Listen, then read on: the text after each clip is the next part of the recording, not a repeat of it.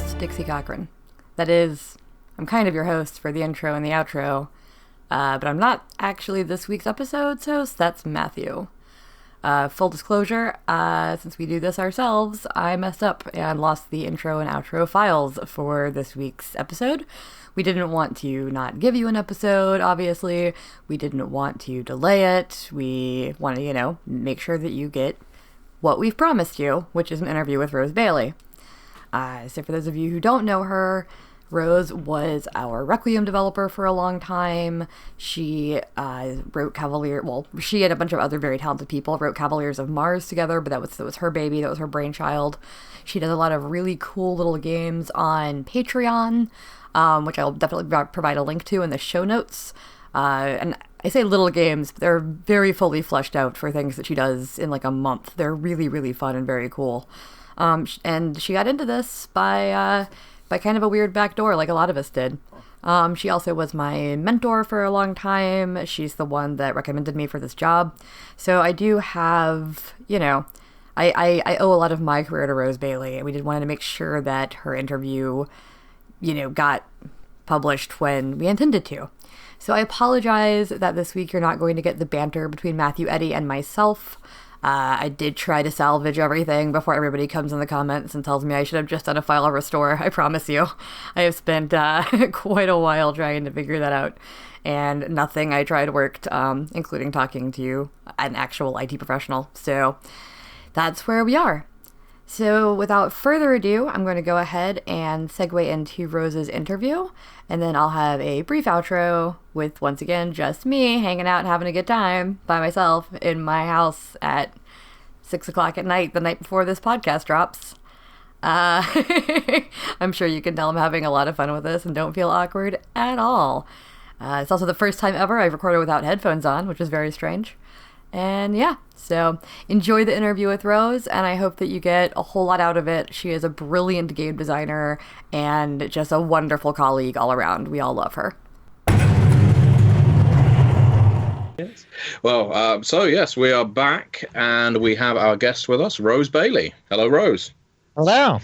Welcome to the podcast. We've spoken about your work a great deal across our many episodes, not to give you a complex or anything, but we've done a deep dive into Requiem. Pretty much not an episode goes by that we don't talk about how good you are at marrying system to setting and making system feel like a part of the game that improves the game and doesn't just stand as an aside. It's something the three of us very much admire and try and emulate in Story Path. So, well, thank you very much. That's really one of my passions. Well, it's definitely something we've all noticed and can't help but keep remarking upon. And to anyone that is unfamiliar with your body of work, I guess let's start at the beginning. How did you get into this wonderful world of writing RPGs? Told Justin Killey about my character. That could have gone one of two ways, really, couldn't it? Well, okay, not about my character, about my campaign. But short version is that Justin liked the sound of the Vampire the Requiem game I was running, and he told Will Hindmarch. And that meant that when I bungled introducing myself to Will was still ready and willing to read my my writing sample. So, and then I got into writing blue books and vampire books that way. And then, I don't know, a year or two after I started writing, 3 dev jobs suddenly opened up. Right. At White Wolf, and that's how Eddy and I got in. And what was your first game line for development? My first game line for development was the EVE Online RPG, which never came out. It was canceled after the core book was pretty much written. Yep. But, I'm actually kind of grateful for that, because although I think it was a good game, and it sometimes makes me sad that it never saw the light of day, I got to make all my core book mistakes without anybody seeing them. Yeah. Well, I'm not saying I've never made another mistake, but but I mean, like, all of my newbie dev tackling a core book for the first time things, I got to make those mistakes without tanking a game line. Well, here's an interesting parallel, because my first writing project for White Wolf, pre-Onyx Path, was also cancelled. I was a writer on the Vampire the Masquerade trivia game. Oh my God, you were? Really? Yep. I was one of those lucky hopefuls Ken Cliff picks out of a hat. And nice about it. Yeah, I can't complain about the cancellation of that game. It was awful. And obviously, if White Wolf decided to resuscitate it, it was fantastic.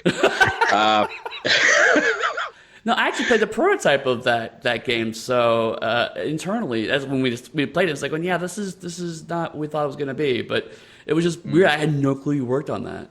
I'm sure all my questions were fantastic. But anyway, back to the guest. So, but you are probably most closely associated with Vampire the Requiem. Would you say that's fair? I think that's fair. One of my talking myself up points is that I am the longest running developer on any White Wolf Vampire line.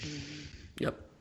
That is fairly impressive, especially given the rate of burnout. It can become quite tiring, quite exhausting. Yes, it can.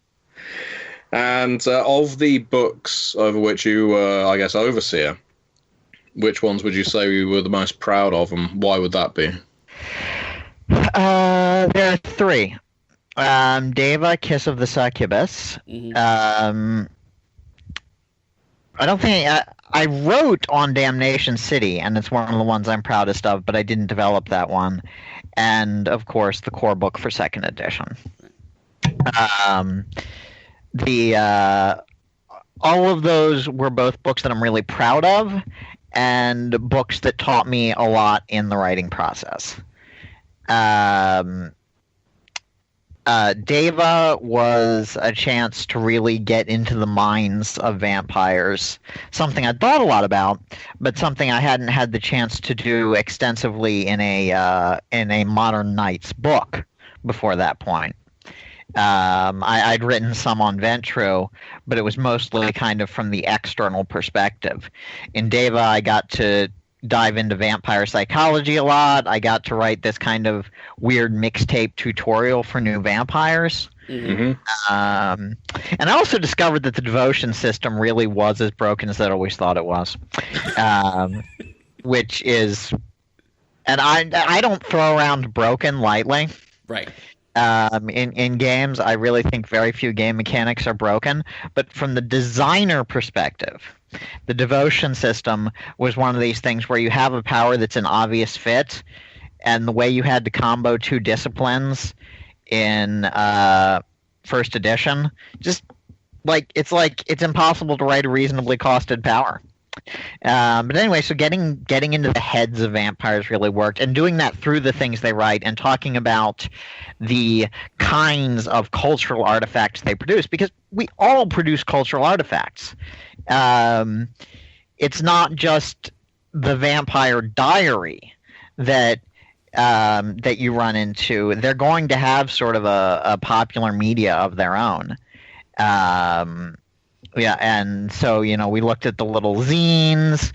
We looked at things like, and nobody has ever commented to me or noticed this, I don't think.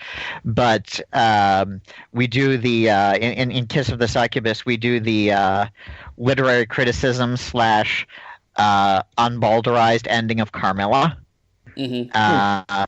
which was tremendously fun to write. It was sort of like, okay, so Carmilla maps so well to our Deva in Requiem, and so I thought, well, what if the ending was a little less, the big guys killed the vampire? Mm-hmm. What if it was a different, more Requiem ending? And so I had a lot of fun writing that. That was the book where I invented the cacophony, which is the underground media of the Kindred, and that became a feature of my run on the line. In some ways, it's kind of the explanation for the clan books. We had the compiler, the mysterious WH, but we also had all of these things that were just cultural artifacts, magazine articles, things like that. And the second edition core book, it's weird because it's one of the last books I developed, but I felt like I'd been developing the second edition for 6 years or so at that point, 8 years maybe, at the point that the core book for the second edition came out. Internally, we called it the core book for the clan books. And the clan books had all come out between 2007 and 2009. Well, 2008 and 2009. And trying to make a core book that fit with them and was worthy of them was a big, important project. And because I remember I remember you and I talked a little bit about how once to work in the core books, it was really kind of a 1.5, but not really mechanically a 1.5, but rather just tonally there was a strong shift at that point. I'm pretty sure Rich threw around the word relaunch, starting with Requiem for Rome. Oh yeah, I think so. Which was intended to lead into the second edition. There was this sort of idea, and I don't remember whether it was Rich or Will who had this thought, but the idea was that we were going to do Rome and follow the Camarilla. And then when we came back to doing modern-day vampire books, we were going to be in the subtly changed world of second edition. And then second edition itself was going to come out at the end of the clan books. And then, CCP stuff happened, and we weren't projects that large. Actually, now that you mention it, I think I do remember a conversation like that, because I think that's where the whole so-and-so Chronicles or Antagonist as focus of relaunched book kind of came about, because the owl things were like a big part of it. Why am I blanking on the name right now? I am so tired. Thank you. Strix, I got a question about the Strix from a former freelancer at like 1 a.m. last night. Yeah, fair. And for context, for I didn't remember the answer to it either, by the way. What? The question that he was running a mage game with Strix in it, and he sends me a question about the Strix, and I'm like, you know what? I no longer remember the answer to that. You've reached that stage of your design career where it's like, oh, fuck, I don't know. Yeah. But no, just for context, we were recording pretty early, and also I just got in very late last night. So if I'm a little scattered during this interview, I apologize to all of listeners who expect a much higher quality of content from us. We're known for it. It was a weekend of conventions for a couple of us. Yes. But yeah, no. Just to talk about it, I remember there was the we were using a Strix as kind of the way to kind of soft relaunch, and it didn't quite work out that way. But I think that's why the Strix ended up being pretty front and center for the Strix Chronicles and then second edition. Yeah, well, when we were looking at having to do something other than a straight second edition, and it's hard to explain even why that was, but when we were looking at something to do with instead of a straight second edition, we looked at what is the flashiest part of Requiem lore that says this is not Masquerade. Mm-hmm. There are millions of things probably that make Requiem not Masquerade that are meaningful, but many of them are not flashy. And the Strix, a big villain antagonist group that has the potential to just slam sideways into a campaign and just, or maybe a better metaphor would be flip over the table. Mm-hmm. Really seemed like a natural. Absolutely. Second edition is... Oh, sorry, you carry on. Yeah, in other game lines, we tried to sort of expand the world of the thing. In Requiem, we already had what we needed. from the last few years of supplements to create that chronicle.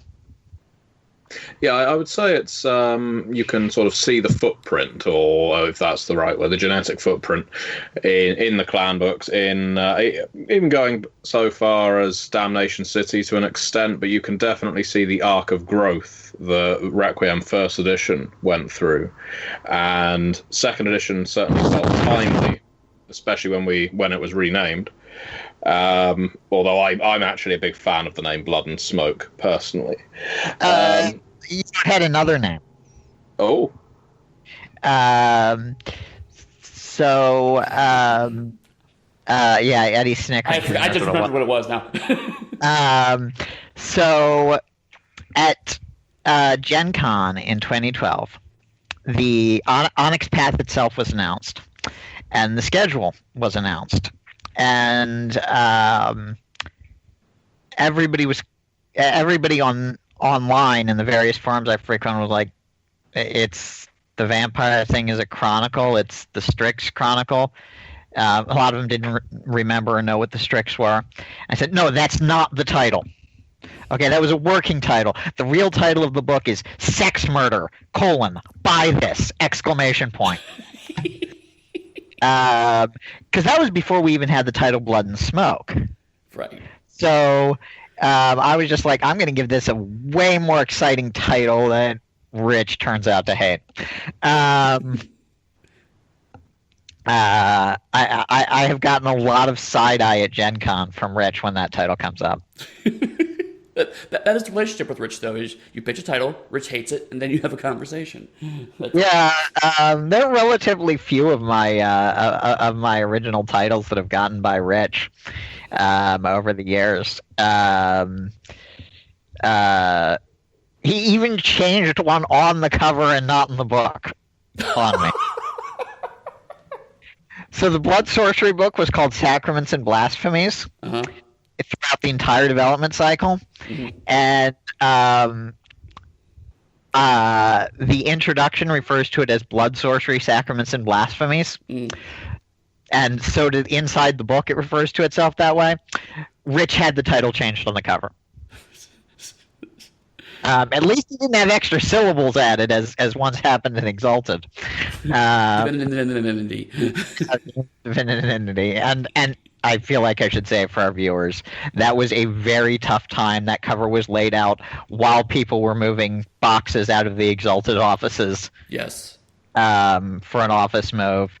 But anyway, yes. Title changes on covers have happened. Because I always want these really these really poetic, titly titles, the kinds of things that would say a novel underneath the description. And Rich wants people to actually know what the book is. Mm-hmm. So I don't know. I see his point, but I can't help being flowery.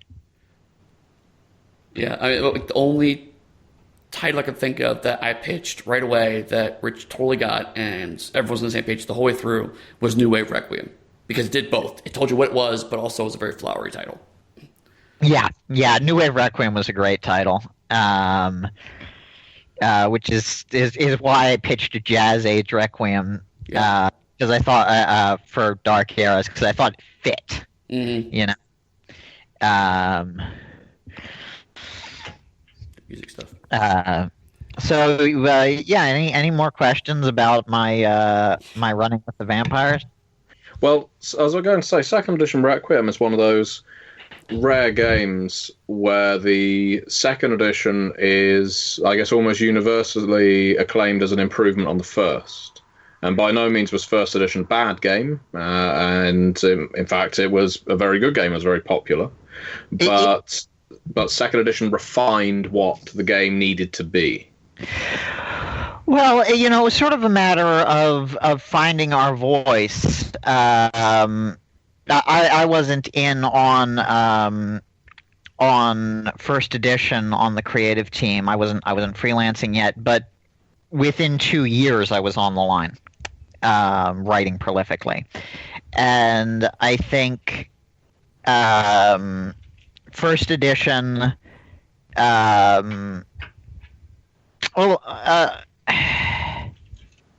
It brought me back to the World of Darkness, I think, is the biggest point about first edition for me.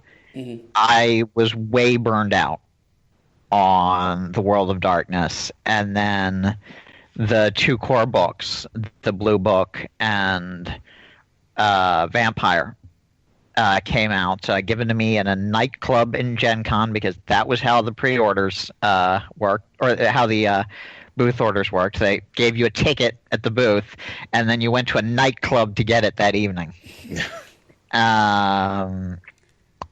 Anyway, on the ride home, the plane ride home from Gen Con, I was listening to Clairvoyant and reading this book, and I was just blown away, and I'm like, okay, back in now. Mm-hmm. So it was a breath of fresh air, and it was really exciting. And I just got into it, and I ran the best campaign I'd ever run to date with it. But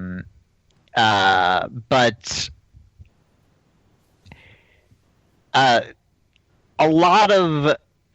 were a lot of the things that the game found its voice on that weren't in the core. And I can point to some particular creators if that's okay. Yeah, please do. Okay, so the core didn't have that just an edge to it that the supplements quickly developed. Mm-hmm. It didn't have the raw feeling that and sort of David Fincher-esqueness that Will brought in. Right. And then Joe and I came in, and we're like, but what about the feels? Right. And so that's all in the first 3 years of the game line. And so 2007, we have that sort of soft relaunch, and I took over, and so it was sort of, we didn't change the game that much in any formal way, but we changed the way the books were written,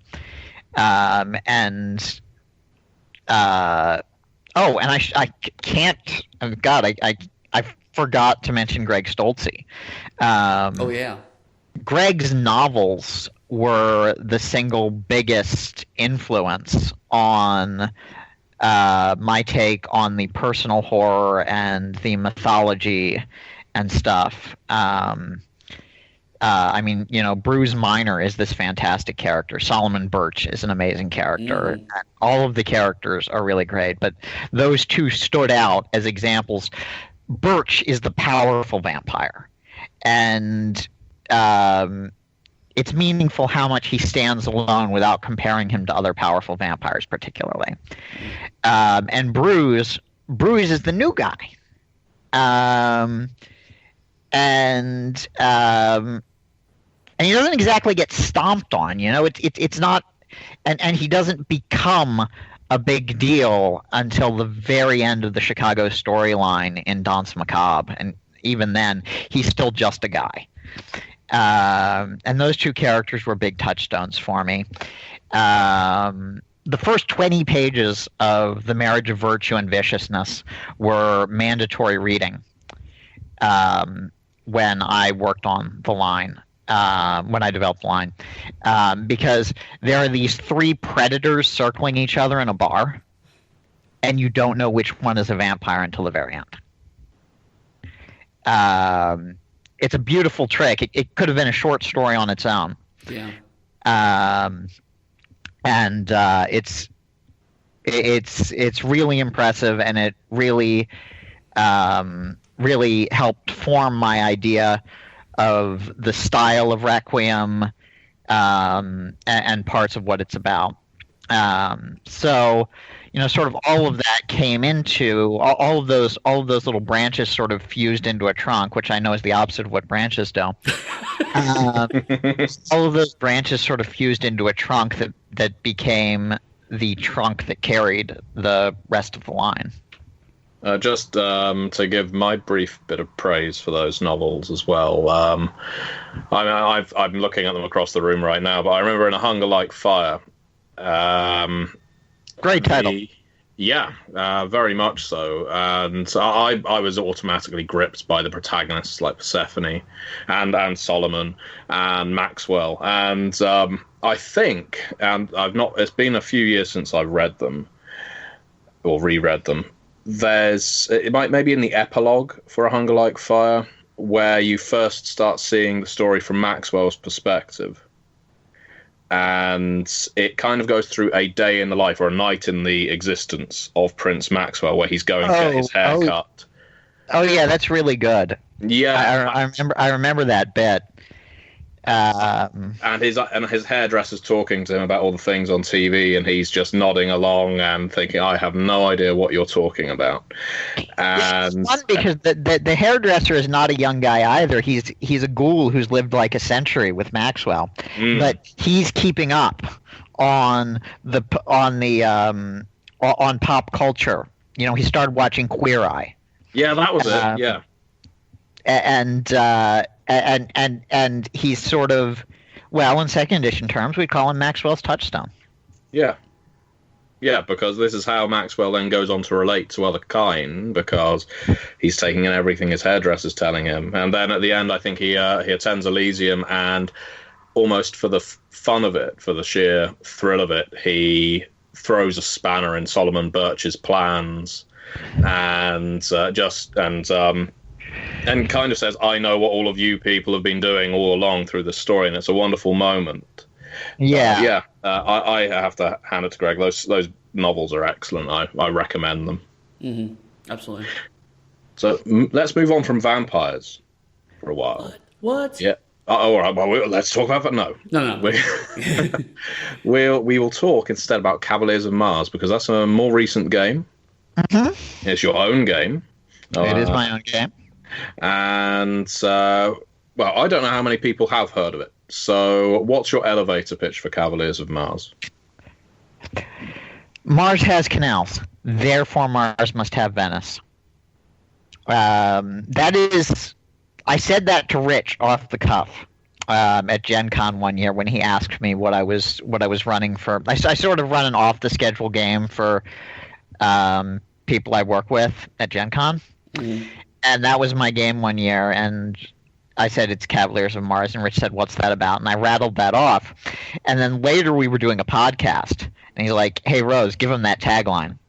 Mm-hmm.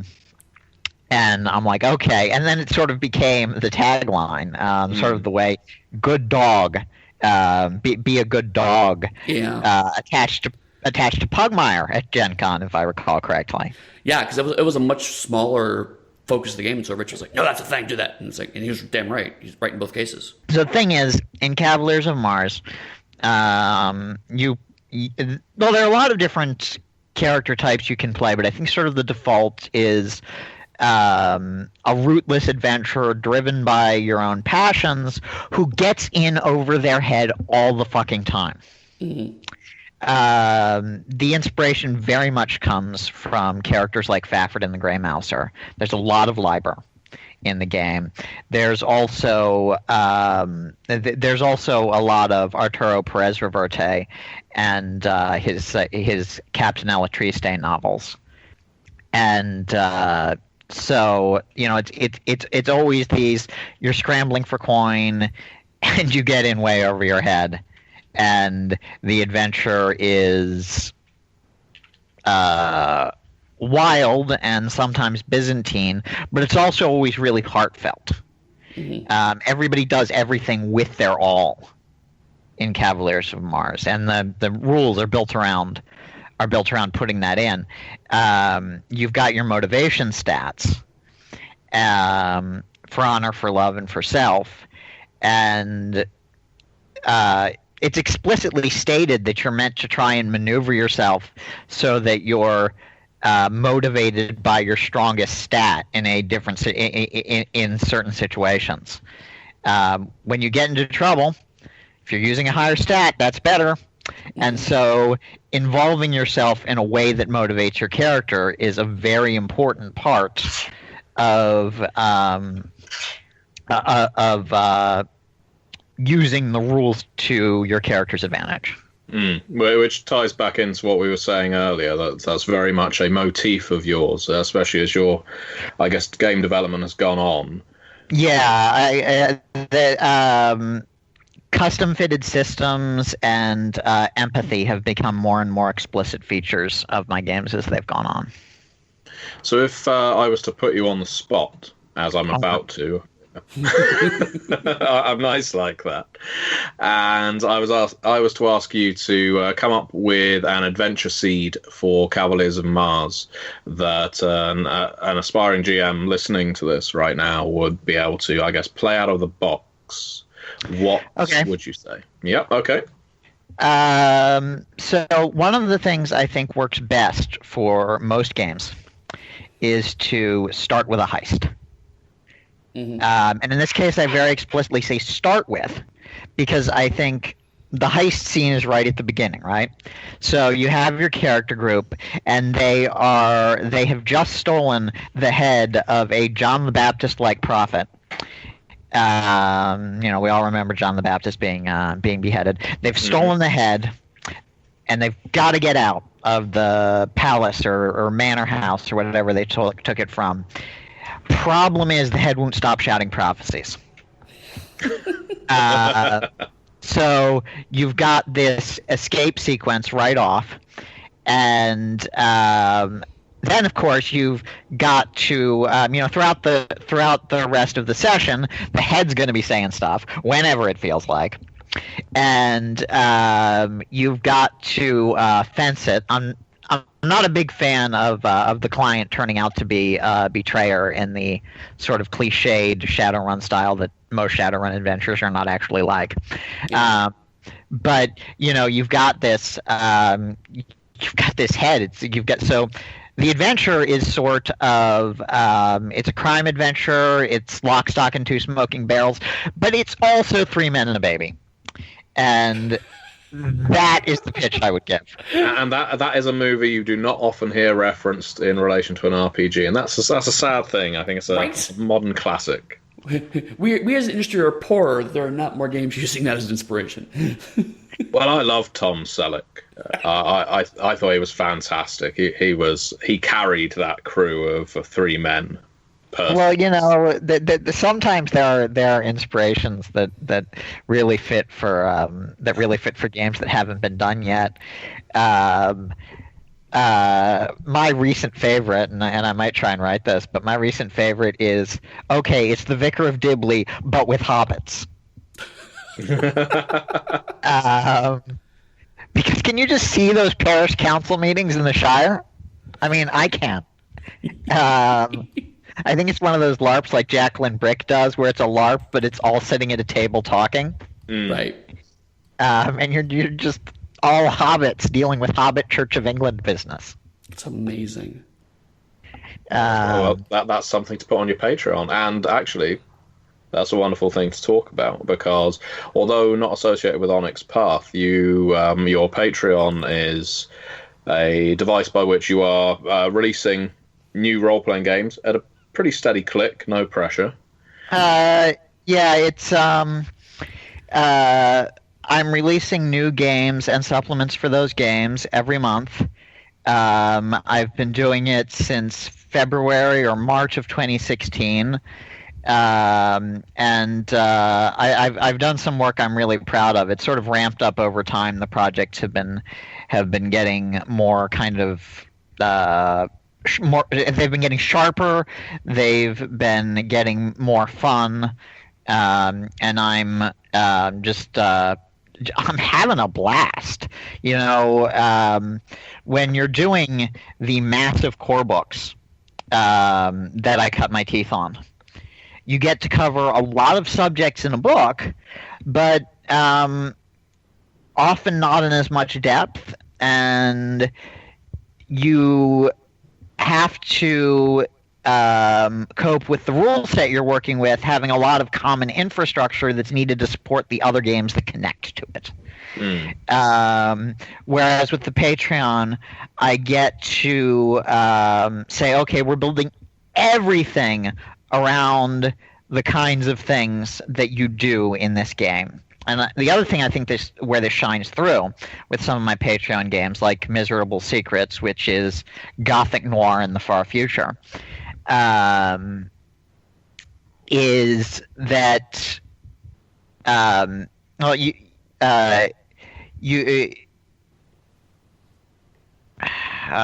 I'm having trouble phrasing this. You can sort of nail the exact action while providing an expansive setting. And you can take, you can say, okay, this is an investigation game. Here's a way of investigating mechanically that feels like putting together clues. In Miserable Secrets, you have a spread of cards in front of you that works like the card game Memory or Concentration or Pairs.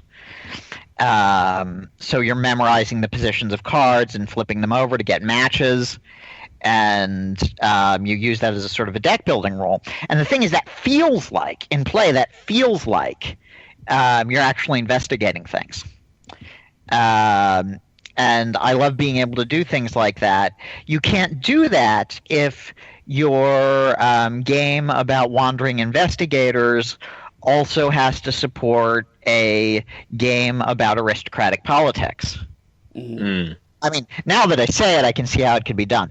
But, you know, yeah, it could be. I've been asked for that, actually. But you can really build something around the game experience.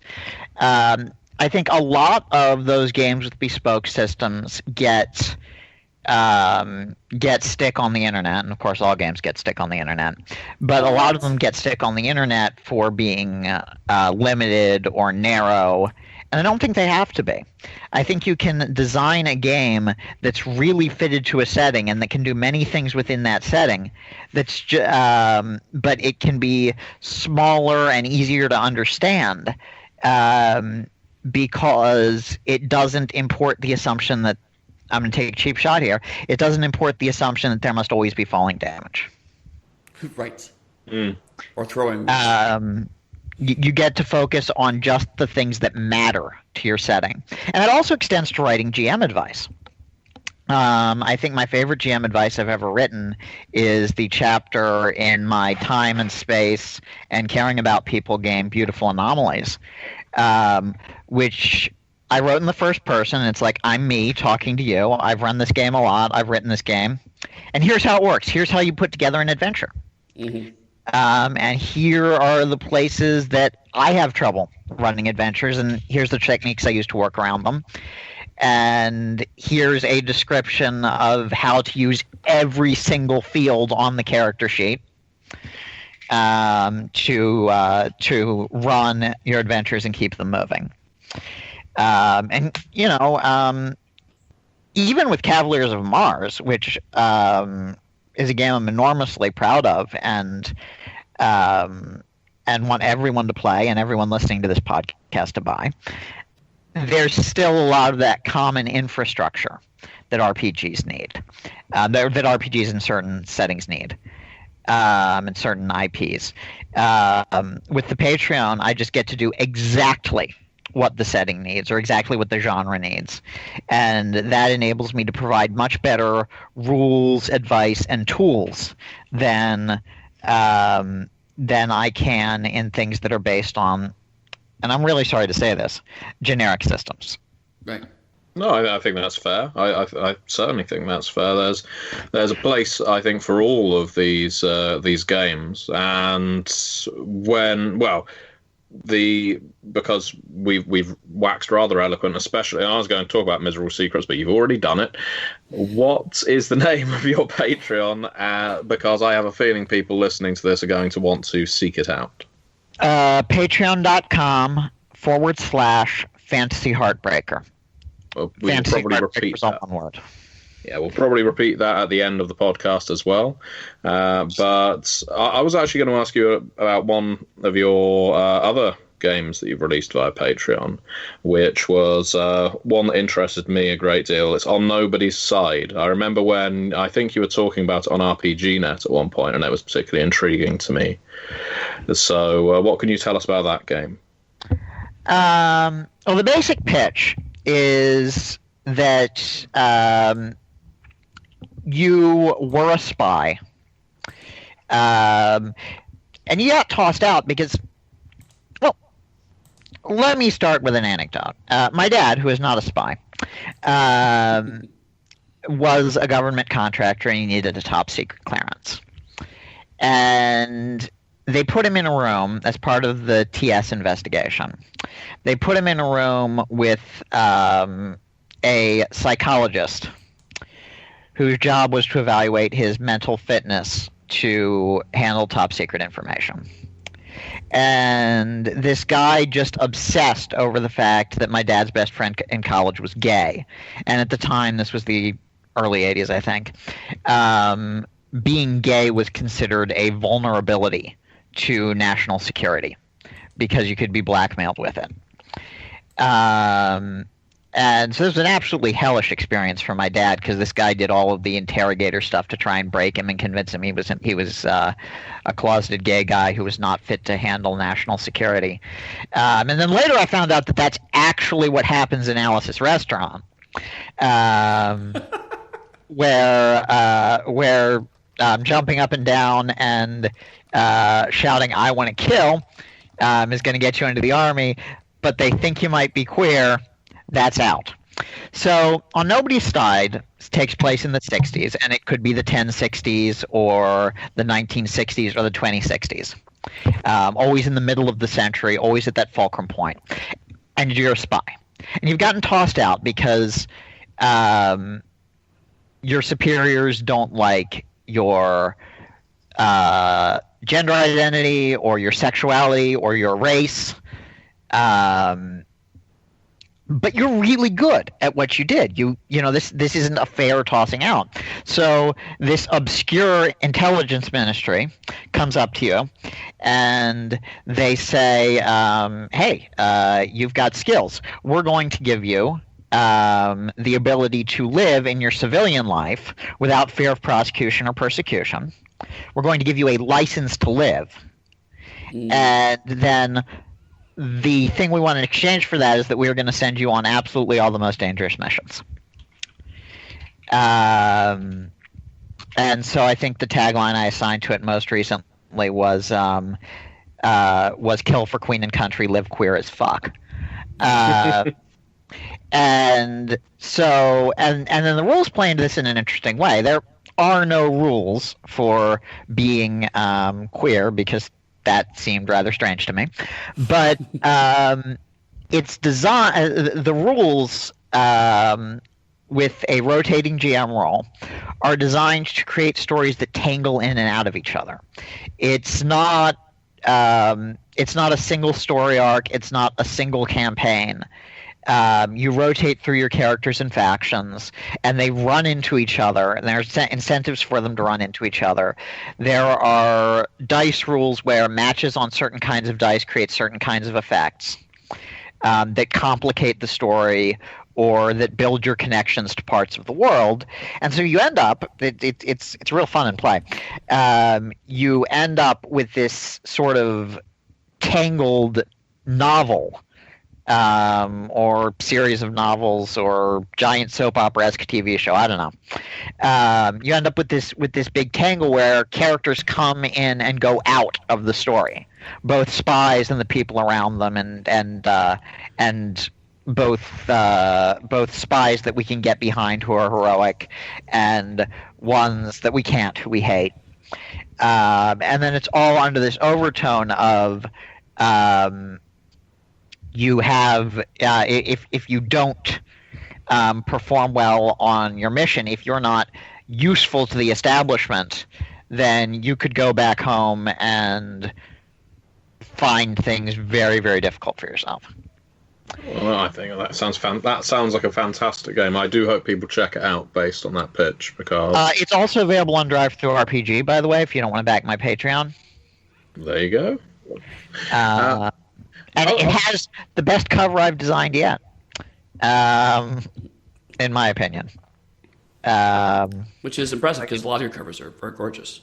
Thank you. One of the points of doing the Patreon and doing a monthly game is to improve my. At White Wolf we call this production, but to improve my graphic design, layout, cover Photoshop, all of those skills. Let me kind of learn how to make the whole product instead of writing a manuscript of bullshit and dumping it in Mike Chaney's lap to make it look pretty. Right. Oh my God. I just, sorry, tangent. I have so much. I always respected Mike. I always knew his job was hard. Mm-hmm. Oh my God, developers hand you some bullshit. And the art director, oh my God, developers hand you some bullshit. And now you're the developer handing yourself bullshit. Yeah. And I'm developing a lot of sympathy. Yeah, from left hand to right. To get a little personal briefly, one of the things I found with working with you, Rose, and after we've, I guess, our working relationship concluded for now anyway. You never know. We can always do things in the future, and of course, you are a representative of my business partner, Onyx Path. It's very true. But one thing I would like to say, and this is partly by way of thanks, is you have always had my back.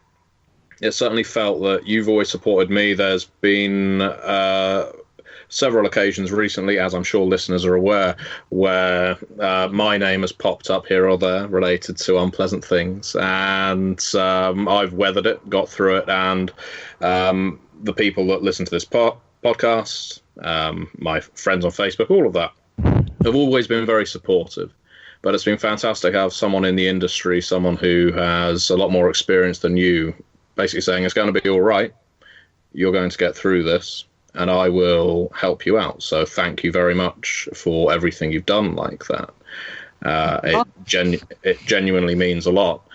And I guess I wanted to ask you, of the people you've worked with in your decent length career now in this field.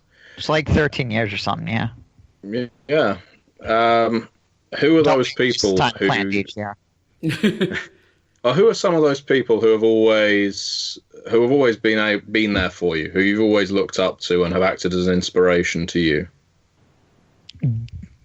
There are a lot of people in different who I've worked with in different capacities who have been big sources of support like that professionally.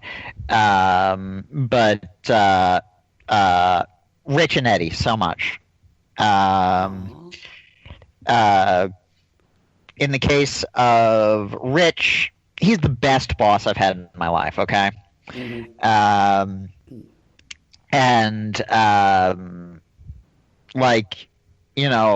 When we were at CCP and we were dealing with people who didn't even understand the kinds of products we made, Rich was always right there fighting for us. And he took a few lumps professionally to fight for his people. And then Eddy has always been the person I can come to with this is an emotional strain, or I have no idea what to do creatively here. Mm-hmm. Or, oh my God, I've been doxxed and the internet wants to burn down my house. That happened. We won't talk about that much, but that happened. Yeah. Eddy has always been there for me through that. And I really appreciate it. And I also really appreciate that he calls me out when I do something like put a Doctor Who audio play reference in a vampire book. Not being subtle enough. Although he missed the one in Danse Macabre. I know, I did. I'm so sad. But there's so many other people though. Dixie Cochran has so often been my reality check. In addition to a source of creative support and inspiration. Benjamin Bao, who I worked with a lot on Vampire and who I continue to work with on like Patreon and other stuff,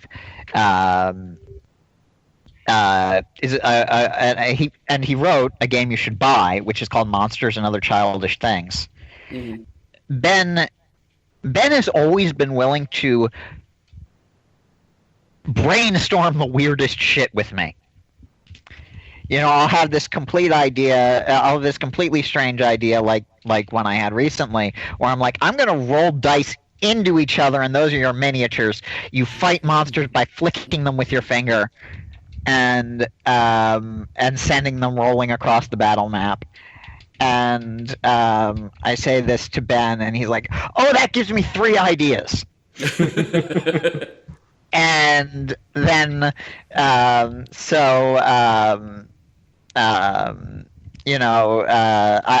have a lot of a professional network of people, and I am really sorry for anybody I'm leaving off here, because just over the years I've developed a really strong core of professional friends and acquaintances who are just phenomenal people. And as to having your back, Matthew, somebody needs to. We face a lot of pressure as creatives, and certainly people at a high-profile company like Onyx Path face a lot of pressure. And sometimes things go legitimately very wrong. And the good people on our teams, the good people we've worked with, need support through all of that. I really think that's important. And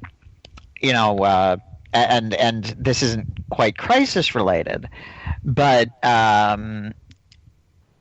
Rich always phrased my job when I was at Onyx Path as development producer, overseeing the logistics of basically everything.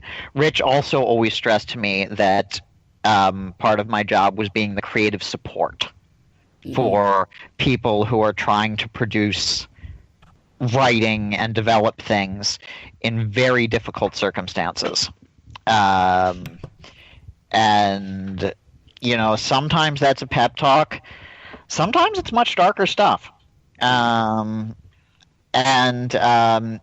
just think it's really important that we all have each other's backs for that stuff. Well, I agree, and I thank you very much for it. Eddie, I realise I've asked the majority of the questions. Do you have anything you'd like to ask Rose while we have her here? It's one of those weird situations where it's like Rose and I have been friends for a decade, and so it's like we like she said, I think we've talked so much about so many things in a lot of ways. And still talk a couple times a week. Yeah, and it's usually some form of, hey, do you have time for a rules question? And it's like, sure. And then like half an hour of just like, oh, and this and this and this. Oh, this is cool, blah, blah. Yeah.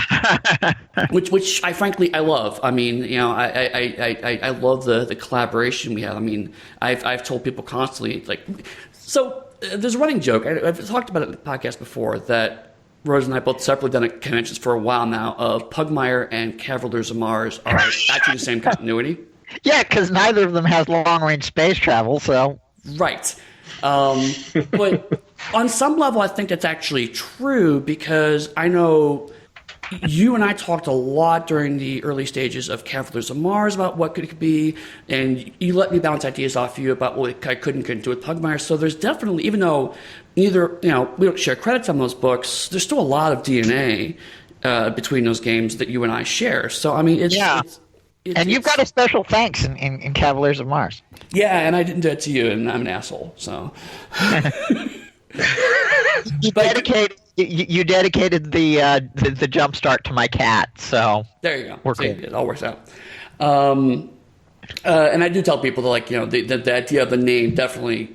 I'll tell everyone in the world that you were the person who started that, because you ran an in-office D&D game set in the kingdom of Pugmire. And I say, hey, that's a cool name. Can I use that? He said, yeah, sure, no problem. So yeah, well, it was a local Atlanta business that just sounded to me like a fancy kingdom. Yeah, and funny story, turns out that is a surname because someone with that surname recently emailed me, and I was like, so where did you get the name for this? Because it's much like my surname, and I was initially like, oh my god, someone's going to try to sue me, or it's going to be awkward, and I kind of just explained the story to them, like, oh, that's really cool, thanks, and I'm like, whew, okay, whew. But I mean, I not a question, but more kind of on previous thing. I have always been in awe of your ideas, and your just, as Rich puts it, the fire hose of creativity you have. And so, I mean, I feel like I'm so glad to have someone like you in my life, and I know sometimes it's hard to kind of, like you said, deal with the internet shit and some of the things that people say without any knowledge of what's going on. Oh yeah, I totally sympathize. I don't know if people use this outside my social circles, but on RPGNet we call that Kremlinology. When the complex explanations are invented for whether a modifier is a +2 or a +4, and then all of a sudden it becomes a controversy between Paizo and WotC on an ideological level or something.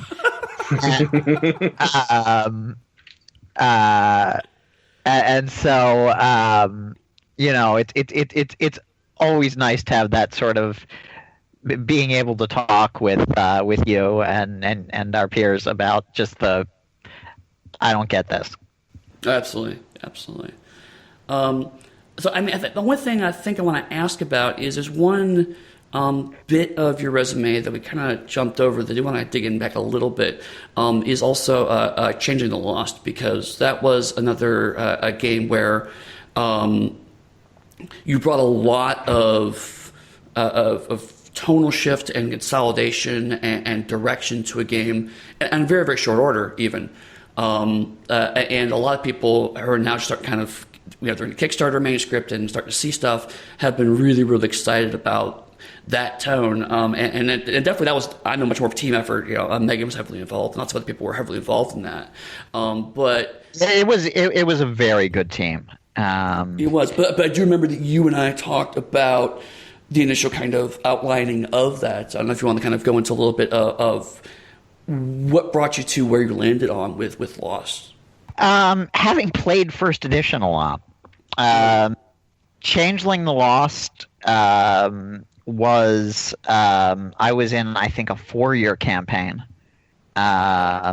Sometimes I was running it, sometimes I was playing in it, but we had a 4-year campaign.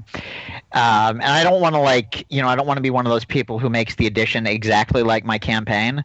Right. But I figured out a lot in the process of doing that about subtle ways the setting interacted and ways you can make the game something that people can just jump into. Mm-hmm. And it was also a chance to work with stuff that, I'm not saying that the NWAD couldn't do this stuff, that other games couldn't, but I got to put a lot of stuff in the foreground with Changeling the Lost that hadn't been before. Like the idea that recovery is heroic is a big one. The idea that reclaiming or rebuilding or creating your life is an exciting and scary and important experience that relating to people is complicated. The people are going to tell you that just like large parts of your life are not true. Megan did most of the work on clarity with Susan Hessen and Steffi Devon and Danielle Lawson. A lot of us worked on it. But Megan was basically the dev for clarity. one of the things we were working with is that it's not exactly a balance between things. It's not a balance between fairy and mundane reality. What it is it's your right to your own perceptions. Mm-hmm. Because you're going to have the person you work with at Office Depot or IKEA or wherever, and they're going to say, this fairy stuff is bullshit. You are crazy. And then on the other hand, you're going to have the moose-headed guy you run into on the bus, and he's going to say, "You're working at Office Depot." You realize you should be like going after some magic sword or some bullshit, because like Office Depot is so beneath us. I love how for some reason the entire Changeling experience to go after a magic sword or some bullshit. Yeah, well, but that magic sword could be really important, and it could represent something really important. Right. But and Office Depot can represent something really important. Absolutely. But you've got to sort of deal with both of those, and you've got to deal with people telling you that things aren't real. That goes both. They're going to tell you mundane things aren't real, and they're going to tell you magical things aren't real, and then probably you're going to run into a mage who says none of this is important. Right. Because mages are like that. Just ask Dave Brookshaw. So Changeling was really a chance to explore a lot of those things. There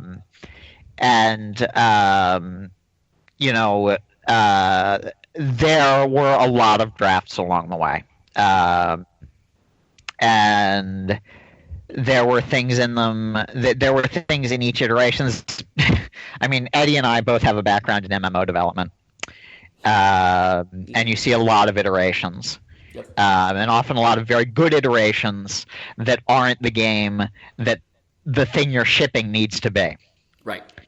I mean, World of Darkness MMO, sadly lost to history. Mm-hmm. But there were times like, okay, this is a really neat capture the flag game, but that's not Vampire the Masquerade. Right. And or in the case of an RPG, it's like, okay, there is some great personal horror here, and it kills me that we have to take it out, but it's not Changeling. Yeah. Or there's the thing where because you have 200,000 words, you have to deprioritize something that's very interesting. Mm-hmm. But really, what I want people to take away from Changeling, and I hope I speak for Megan and Olivia and the team, is that survival is heroic. Yeah. And that living your life is the most important damn thing you can do. Whether your life involves paintings that eat people, or whether your life involves making sure all the copy toner boxes on the shelf are straight, or whether it involves straightening the paintings that eat people. And I'm not being judgmental about paintings that eat people, because I think that's what some people want from a painting. But you've got these elements, and they're not discontinuous. I mean, this is so there are all of these things that are important, and they're important to you, and they're important to your emotional state. They're important to how you see the world, and they're important to your ability to get up every day and face the dragons, face the assistant manager, and just do it. Yep. And sometimes there are the days you can't do it, of course, where you're a little potato under your blankets, and that's important too. And I really want people to take that away from Changeling. I think that underlies a lot of my Chronicles of Darkness run, but Changeling and Changeling is the capstone game of that important part where survival, not in the sense necessarily of starvation, or inclement weather or whatever, but survival as a thing you must emotionally do is front and center and radically important. Which is wonderful. Yeah, and I think that's a wonderful coda to the episode. So I'm going to say thank you very much, Rose, for being our guest today. Oh, thank you. I had a great time. Is there anything else you would like to promote before we kick you off? Yes. I'm currently developing a game on Patreon called Dangerous to Go Alone. And you can see a lot of the material if you go to my Patreon page for it. Art and playtesting blogs and stuff like that. And there's a lot to it, setting-wise, emotionally, a lot to it. But I think the thing that I want to tell y'all is that it's very console game inspired, particularly Legend of Zelda, but a lot of 8 and 16-bit console games. And you know how everything bounces in those games, bounces around the screen, and you have to you do that in this game physically. You've got dice miniatures, and you flick them and throw them around, and it's like, I've said kinetic combat about a dozen of my games. This is kinetic combat that uses actual kinetic energy. And we are having my partner and I and my 4-year-old nephew are having a fantastic time playing it out like this, and I am incredibly excited about it. And it deals with issues of the emotional labor of being an epic hero. Wow. So it's really exciting. It's my next big project. Also, I'm going to announce here for the first time in 2019, there will be a Kickstarter for Beautiful Anomalies, my game of exploring all of time and space and learning to care about the people you meet and also save them from organ harvesting dark matter robots. Yay. And that'll be in 2019 Kickstarter. You can check out the first edition right now, and there's an adventure module that sort of walks you through it on DriveThruRPG. Please check it out, and that Patreon again, because I'm going to try and do a Billy Mays here and say everything again really rapidly. That www.patreon.com/fantasyheartbreaker, all one word. Thank you very much. This has been my TED Talk. I think that's what.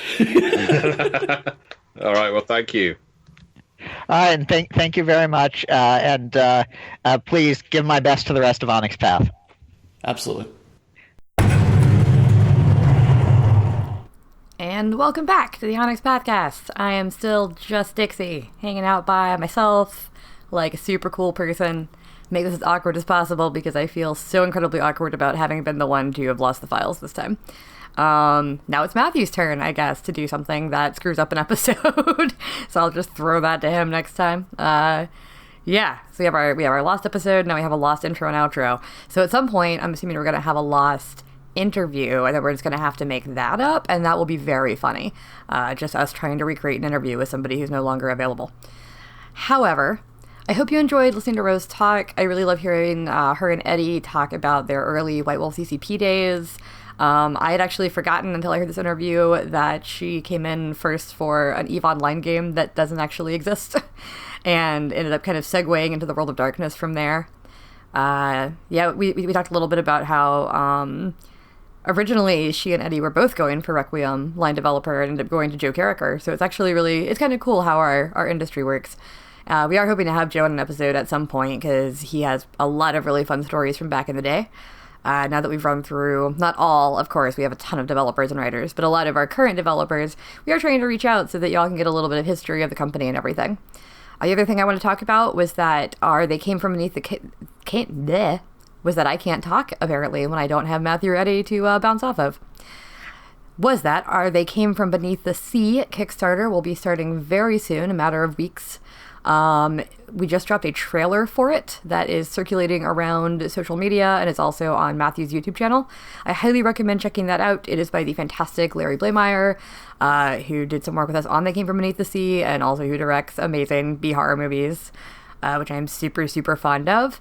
There was some confusion. That Came From Beneath the Sea is not a World of Darkness project. It is definitely the brainchild of Matthew Dawkins. It uses the story path system, just like some other games we've been talking about recently. And it's really, really fun. Like we've said on the podcast before, it's one of the few games where you're really super encouraged to metagame a little bit. But I think that makes it for a really, really cool experience. So fans of things like MST3K or Rift Tracks or any of the live versions of those, or just fans of old bad sci-fi and horror movies in general, the old Elvira movies, any kind of creature feature, will want to definitely check this out. I've gotten to read it. I haven't gotten to play it yet, but I'm hoping to at midwinter. But yeah, so that was super fun. The other thing that happened during the past week was that we all went to PAX Unplugged and Dragon Meet. So Eddie and I, of course, were at PAX Unplugged in Philadelphia. We got to meet a lot of folks. Shout out to Uncle Yo and Carpomatic from the forums and Twitter for coming by the booth and saying hi, and for being fans of the podcast, and for playing some demos. We also got to meet Jacob Burgess, who we mention all the time. He was just as lovely as we thought he would be in person. Had a great time hanging out with him. And of course, there were a lot of other folks who came by the booth that were just wonderful to speak to, wonderful to interact with. Matthew said that he got to talk to some of our UK writers at Dragon Meet, and that was super cool. I don't remember everything he said, even though we only recorded it a few hours ago, because that's my brain. But very cool. Thank you for playing our games. Thank you for coming to see us at booths. Thank you for everything you do and for listening. On that note, if you would like to follow Eddie Webb, you can find him at Eddie Fate, EDDYFATE, on Twitter. If you want to follow Matthew, you can find him as The Gentleman Gamer on YouTube and on our forums. You can find him as Clack Click Bang on Twitter. And for me, you can find me everywhere, as always, as Dixie Cyanide. I am, once again, not your host this week. It was actually Matthew. But I don't do a very good British accent on the spot. So pretend like I'm Matthew and have a good time. As always, many worlds, one Pathcast.